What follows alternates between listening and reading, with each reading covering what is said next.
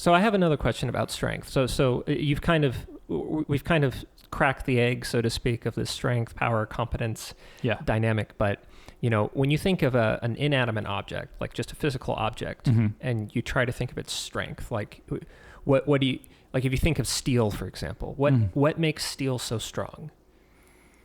How can you define strength of steel in other terms? Yeah.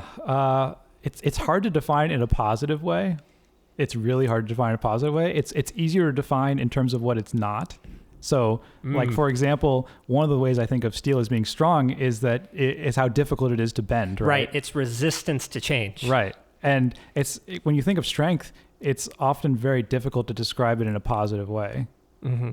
Well, for example, the Earth is probably the strongest physical thing that we have at our fingertips right now. Right. It's very difficult, if not impossible, to move the Earth. Right. And unless all 7 billion people jump at the same time, then I think you move the Earth like at a nanometer or something like that. Right.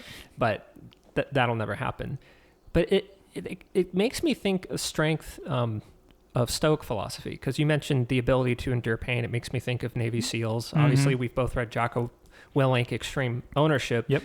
If you were to ask the average audience, please feel free to participate. If you think of an individual or a group of people that you consider strong, I think of Navy SEALs. Mm-hmm. Yeah, they're almost the archetypical like strong-willed person at least in American society, I feel like. Right, but they also are kind of a continuing legacy of like the Spartan warriors, the samurai. Oh, for sure. They've been elite warriors over time. They just happen to have a particular relevance in our modern society. Yeah. Now, what's interesting is you can say that obviously they're very physically powerful and they're also able to withstand a lot of pain and everything like that. Sure. But they're also very, very competent, and they're also very strong as well. They're very hard to move, right? Right. Now, the question I want to ask is that a good thing? Is it a good thing to be strong?